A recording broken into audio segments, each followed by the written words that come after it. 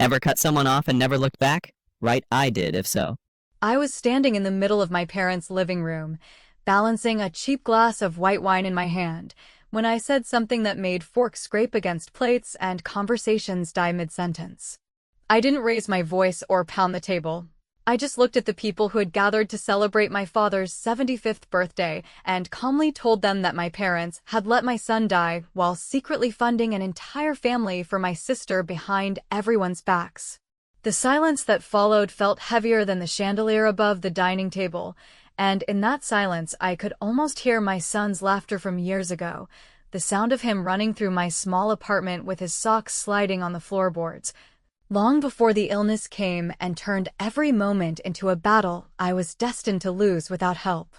The thing about family secrets is that they never stay neatly hidden. They rot, they leak, and eventually they leave a smell in the room that no one can ignore. I had smelled it for years, but told myself I was imagining things, told myself I was overthinking, told myself I was too bitter after everything that had happened with my boy. But tonight, when my mother handed a slice of cake to my sister Rachel with the kind of softness she never once showed me, I decided the smell had to be dragged into daylight. Because while everyone at the table believed we were celebrating a long marriage and a strong family, I knew the truth. My parents had been financing Rachel's hidden life while turning their backs on me at the very moment when my son's treatment could have made the difference between survival and the grave. The memories of those nights in the hospital don't fade, no matter how hard I try to keep them at arm's length. I remember sitting in the sterile chair next to his bed, holding his hand that felt too thin for a child his age, listening to the rhythmic beeping of machines that seemed to mock me with their consistency while his body was giving up. I had begged my parents for help, just enough to cover what insurance wouldn't. I had laid it out calmly at first, then desperately when the bills stacked higher and the doctors started asking questions I couldn't answer. And my parents, my very own mother and father, had said no. Not, we'll see what we can do, or let's try to figure something out. Just no, as if my request was an insult, as if I were asking them to finance a luxury car instead of a child's right to breathe without tubes. Back then I believed them when they told me they simply didn't have the money. I swallowed it because I had no choice, because I thought we were all just broke and trying to survive. But months later, when I began to notice Rachel wearing clothes she couldn't possibly afford on her part-time salary, when I noticed my mother buying gifts that never seemed to appear at our house, when I overheard a hushed phone call in which my father promised someone monthly support, the pieces began to connect in a way that made me physically sick. It wasn't that they couldn't help me, it was that they wouldn't. They had chosen Rachel and her hidden life over my son, and that truth cracked something inside me that would never be repaired. Standing in that dining room tonight, I saw Rachel across the table with her polished nails tapping her glass absent-mindedly, like she wasn't worried about anything at all, like the world had always been cushioned for her. She caught my eye for a second and smirked, the kind of smirk that only siblings understand, a message without words that said she knew something I didn't. But I knew plenty, and I wasn't going to let her or my parents carry on as if nothing had ever happened. I took a slow sip of wine, set the glass down carefully, and told the truth out loud for the first time. The room didn't explode with gasps right away, it just froze, as though everyone's brains needed a moment to process the words I had just laid across the table like a weapon. My uncle shifted uncomfortably in his chair, my aunt's eyes darted toward my father, and my cousin tried to laugh it off until he realized no one else was laughing. My father's jaw clenched so tightly I thought his dentures might crack, and my mother's hand trembled slightly as she reached for her napkin. Rachel looked at me with wide eyes, but not the shocked wide eyes of someone who had been blindsided. No, her eyes were wide in calculation, scanning the room, measuring how much I had already revealed and how much more I might have up my sleeve. And she was right to wonder, because I hadn't just come to make an accusation. I had come prepared. Tucked inside my bag, underneath my wallet and keys, was a neat folder of papers, bank transfers, messages, receipts, that told the story of years of money flowing quietly out of my parents' accounts and into the hands of my sister, supporting children no one in that room had even met. Tonight wasn't about rage. I had burned through that long ago. Tonight was about pulling the rug out from under them, about showing every relative at that table that the perfect family image they worshipped had been nothing but smoke. As the silence stretched and my words began to settle into their bones, I leaned back in my chair and allowed myself the smallest smile. I didn't show the papers yet, not tonight, not yet. But I wanted them to feel the weight of what was coming, to understand that this wasn't going to be brushed aside with a quick change of subject or a forced toast. For once in my life, I wanted them squirming under the same helplessness I had felt when I watched my son slip away while the people who should have been my safety net poured their love and money into Rachel's hidden family. And as I watched Rachel shift uncomfortably, her smirk finally slipping into something closer to fear, I knew this was only the beginning.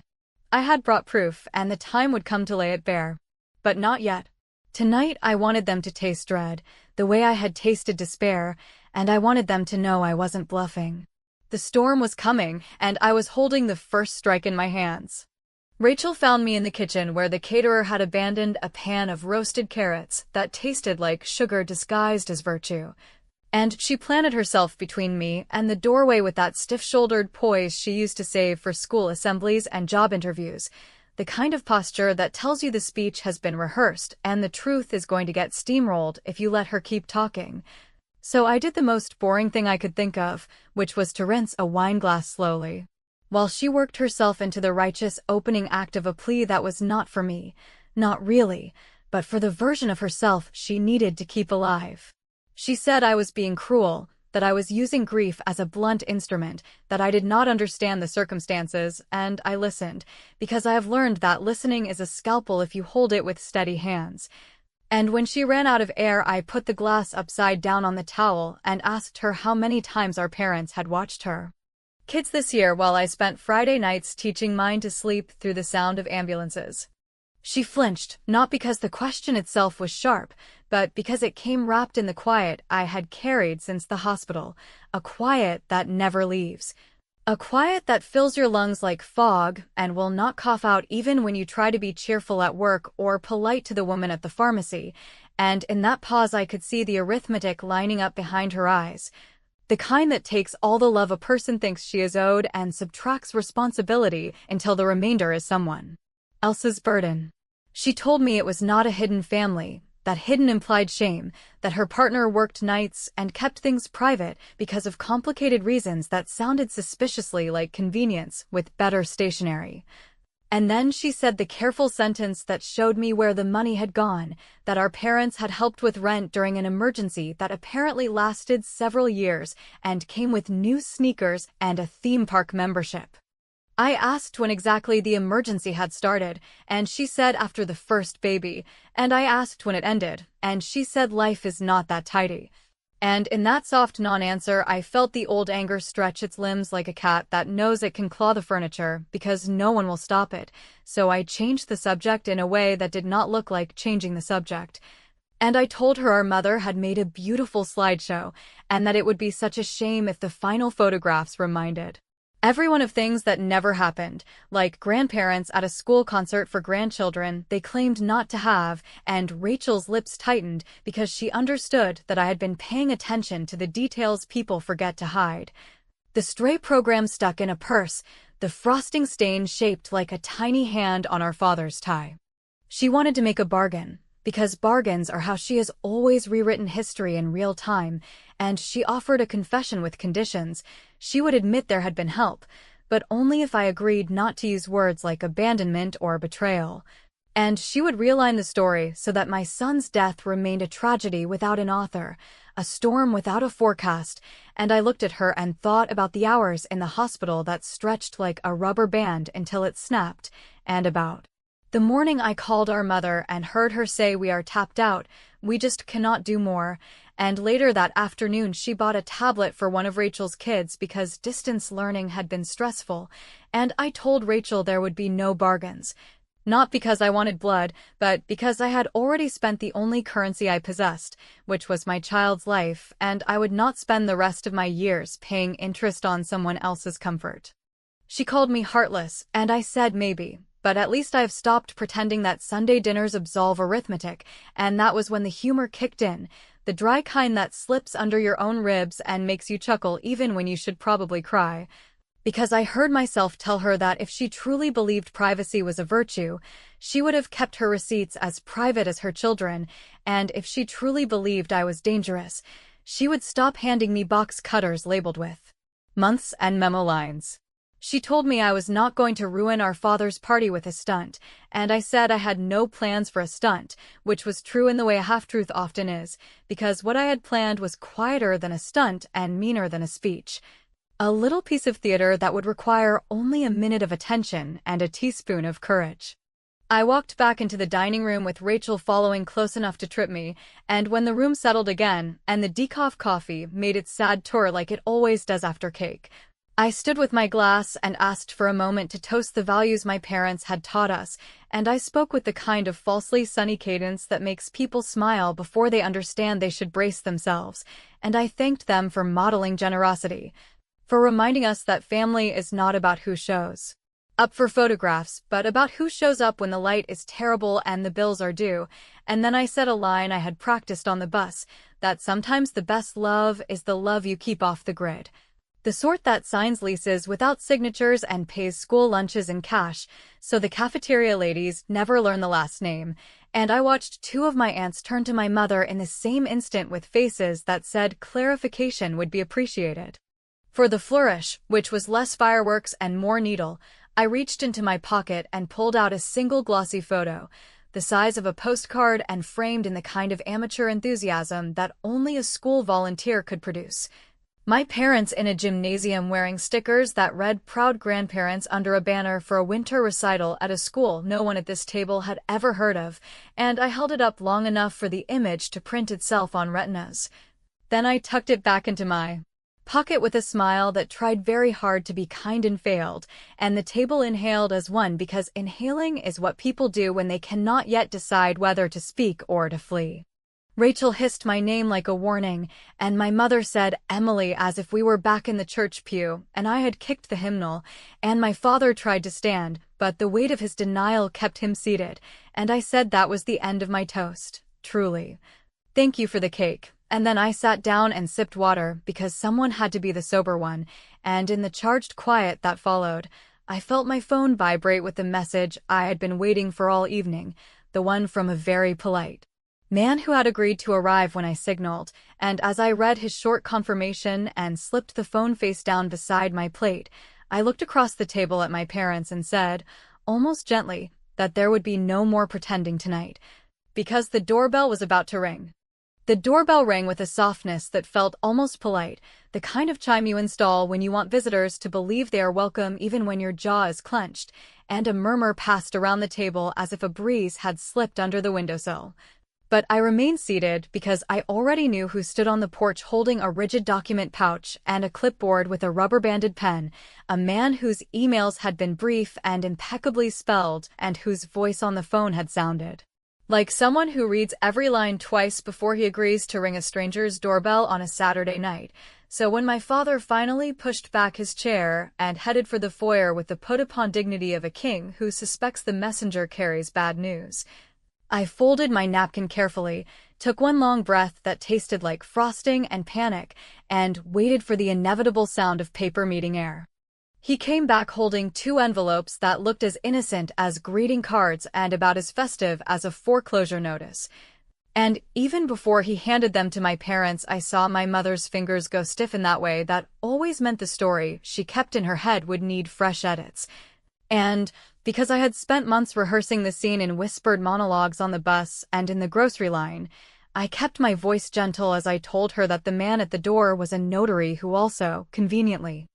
provided delivery services, that the documents were copies for their records, and that the original affidavits were already filed in a folder with bookmarks and color-coded tabs because grief, when left alone long enough, turns into administration and then into theater if you are not careful, and tonight I was very careful. I asked my mother to open the envelope labeled December and to read the memo line on the first bank transfer, and, while she fumbled with the flap, my mind slipped, uninvited. Back to the hospital where the fluorescent lights flattened everyone into a single shade of worry, where the nurse with the gentle eyebrows adjusted a machine and told me the new protocol might make a difference if we could start soon. Where I dialed my mother and tried to pack hope into my voice because pleading makes people defensive and I could not afford defensiveness, where I heard her say that things were tight and that your father is worried about the market and that we simply do not have a safety net right now. And I thanked her anyway and hung up and then walked into the bathroom and let the faucet run while I pressed my forehead to the cool metal partition and promised my son that I would find a way, because that is what mothers do until there is nothing left to mortgage except their own certainty. Back at the table, my mother found her glasses, perched them at the end of her nose like a magistrate, and read aloud words that did not sound like she expected. Words that included a school name and a lunch account and a cheerful note about covering back balances so little stomachs would not growl. A kindness I might have admired from a stranger, but could not forgive from the woman who had told me there were no coins between the couch cushions, and my aunt inhaled sharply while my cousin stared at his hands, and across from me Rachel began to speak, but realized too late that silence would be more strategic.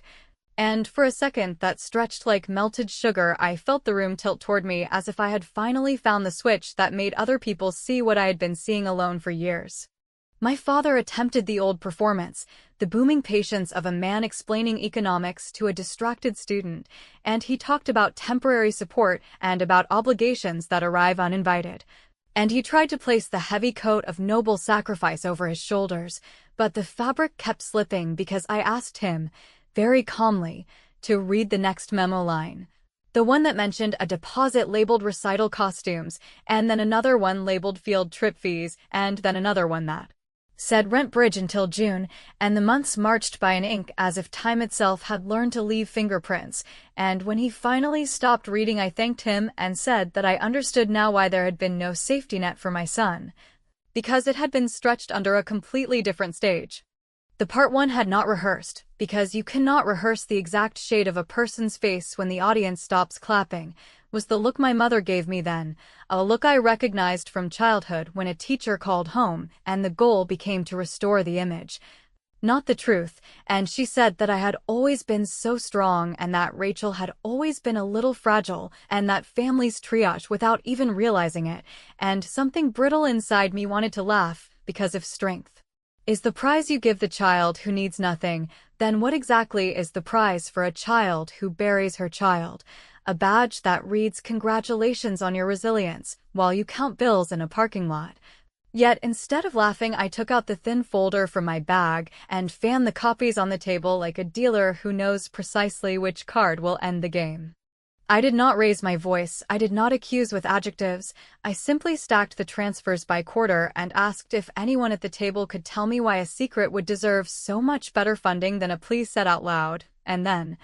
because revenge that only wounds is a hobby and I had run out of hobbies the day the machines went quiet, I slid a second set of papers toward my aunt and asked her to pass them around so every person here would have the same eyesight tonight, and the room filled with the brittle sound of paper moving from hand to hand while my parents sat as still as people who have been photographed against their will. For the finishing cut, which I admit I sharpened with petty satisfaction because I am allowed that much humanity, I told them that I had scheduled a meeting with the church treasurer who handles benevolence funds, that I had already provided anonymized documentation showing how often my parents had applied on behalf of a neighbor in crisis, that the treasurer had recognized the story and the address and had agreed to audit the ledger,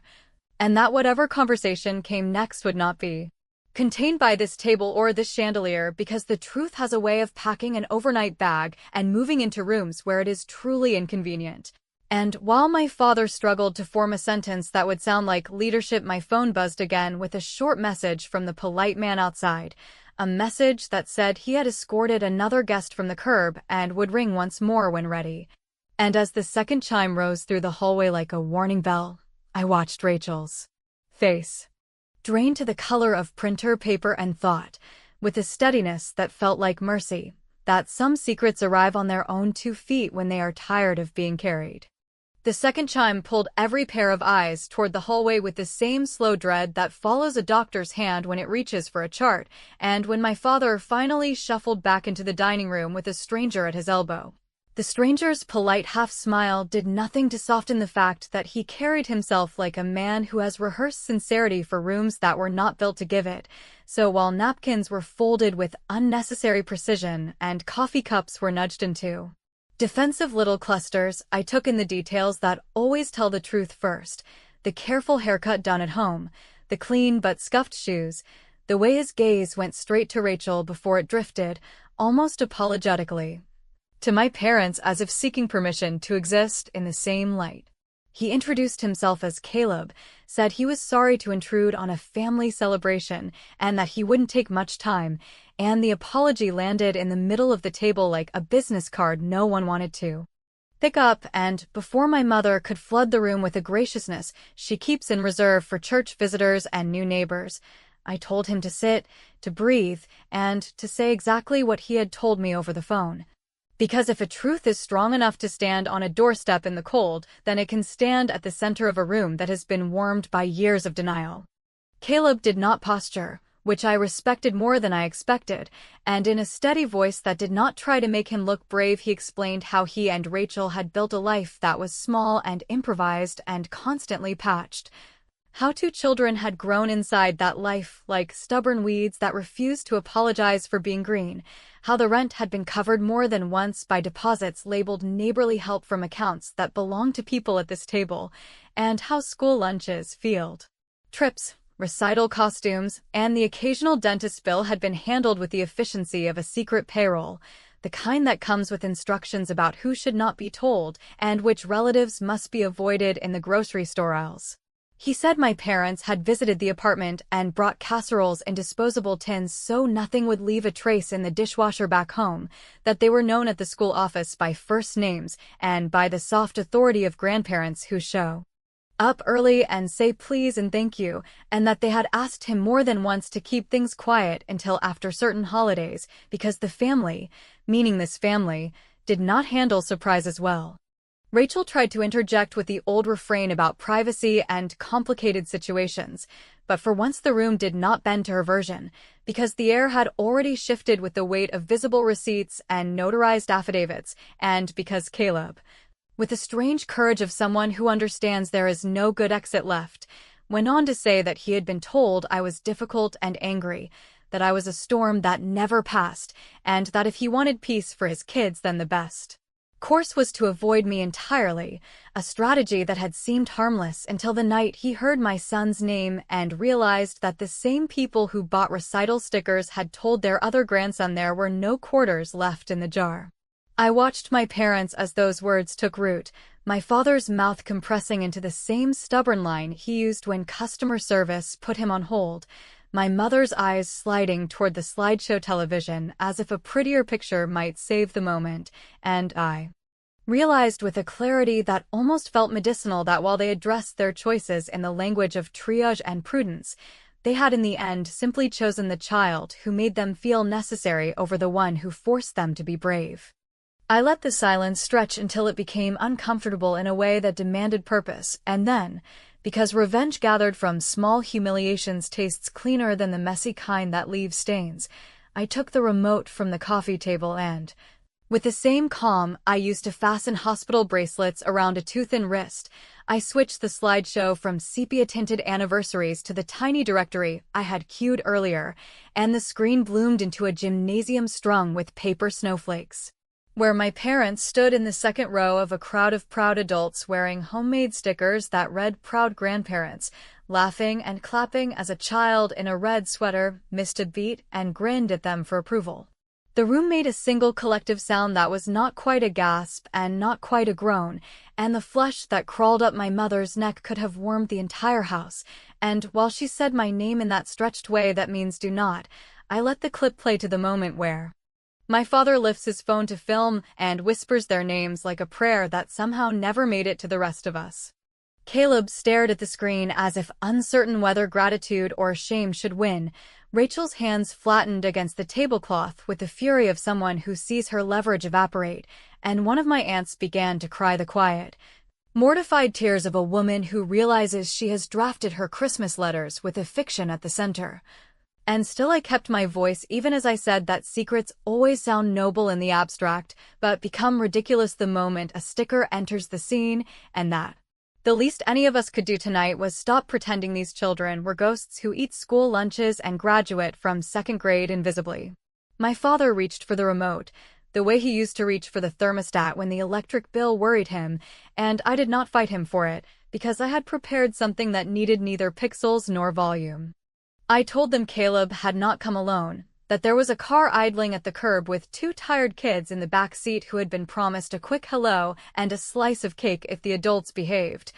and that the person who had escorted them had been kind enough to keep them occupied with silly road trip games while I gauged whether this room had enough oxygen for introductions. My mother said absolutely not, the words snapping together like a clasp on an old purse, and my father muttered about timing and propriety and how children should not be dragged into adult disagreements, and I nodded as if I agreed. Because agreement can be a gentle lie that keeps a door from slamming, and then I looked at Caleb and asked, without raising an eyebrow, whether he thought those kids deserved to learn who clapped for them in secret or whether they should continue to wave at shadows in school gymnasiums, and he, who had not postured all evening, squared his shoulders in a way that told me his decision had been waiting for this exact question. When the door opened again and the cold air moved through the hallway like a chiding ant, I heard the small shuffle of sneakers and the soft thud of a child's curious pause at the threshold. And as every adult at the table turned toward that sound with the frozen etiquette of people who have run out of scripts, I placed my son's hospital bracelet in the center of the linen like a boundary I no longer intended to cross, and I said, with more tenderness than triumph, that if we were going to tell the truth in this house, then we might as well tell it to the people who have lived under its shadow the longest. And the last thing anyone heard before the children stepped into the light was my mother whispering a name she had never said out loud in my presence. A small, guilty syllable that landed like a stone in a lake and promised ripples strong enough to reach every shore in the room.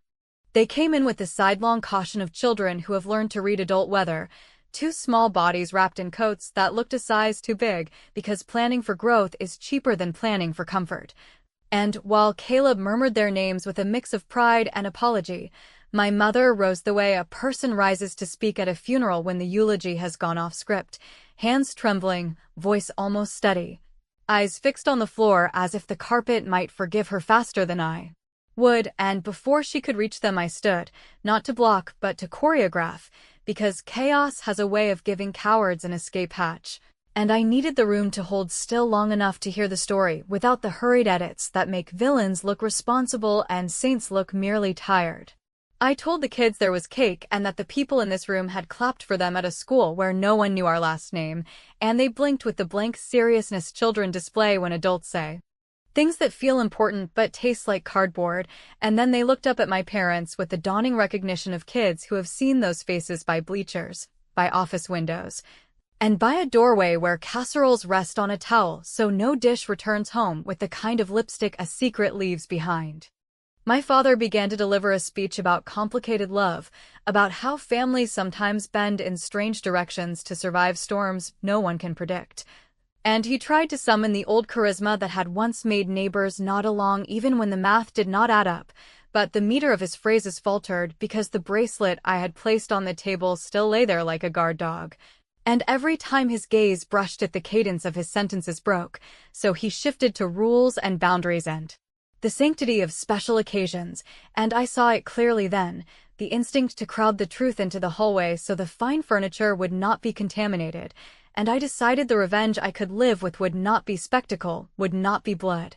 would not even be punishment. It would be a redistribution of attention so complete that the center of gravity in this house would move, and once it moved it would never return to the shelf where my parents had stored their favorite narrative, the one in which they were pressed beyond capacity and acted with reluctant mercy. I turned to my mother and asked her to introduce herself to the children using the title she had earned in gymnasiums and school offices, and the word grandmother slipped out with a jolt that made her cover her mouth as if she had blasphemed, and the girl, bolder than her brother, said, "Oh, That is what you told Mr. Keaton at the door by the music room, and you gave me a peppermint, and I watched the faces around the table crack along old fault lines, aunts who had always suspected something, uncles who had quietly resented the theater, cousins who glanced at me with the new respect people reserve for the person who finally says what they have been swallowing. And in that tilt I found a thin thread of humor, because only in families does a peppermint become a confession. I called for cake, not because sugar heals, but because breaking ritual at a ritual is the cleanest way to change the meaning of the room, and we served slices while my parents stood like actors who missed a cue and do not know whether to exit left or pretend the script always said freeze. Caleb leaned toward me and whispered that this might be too much for the children, and I told him that lying with the lights on is more damaging than telling the truth with extra napkins, and then I did the part one had dreaded since the hospital. The part people will argue about later as if their opinions could rewind anything. I folded the bracelet into my palm, walked to the kids, and told them I once had a boy who loved trains and pretended puddles were oceans, and that he got very sick and we tried very hard, and then we could not fix it, and that I had asked these two people for help, but they were busy being brave for other children, and the boy's sister, my daughter, still set a place for him in her drawings. And sometimes we light a candle because candles are tiny suns you can hold without getting burned if you are careful. The little boy stared at the floor in the way gentle kids do when they are doing a giant job inside their heads, and the girl nodded seriously and said that her music teacher says every family has a secret song, and maybe we had been singing ours separately because no one taught us the chorus, and then she asked if she could have another fork because her first one had slid under her chair. When I turned back to the table, my mother was crying the quiet, professional tears of a woman who knows that apologizing is not the same as unmaking harm, but cannot stop herself from trying anyway. And she reached for me with a softness I once would have taken like rain after a drought, and I let the gesture hang there not to be cruel, but because I had changed the terms of gravity and could not betray physics now, so I told her there would be no more furtive errands, no more envelopes pushed across counters, no more performances in borrowed gymnasiums. If they wanted a relationship with these children, it would exist in daylight with records and names and holidays and arguments and ugly photographs where no one looks good. And if they wanted a relationship with me, it would require an apology shaped like a plan and not a weather report. And even then, I said, I did not know whether my ribs would ever unclench enough to let them back in.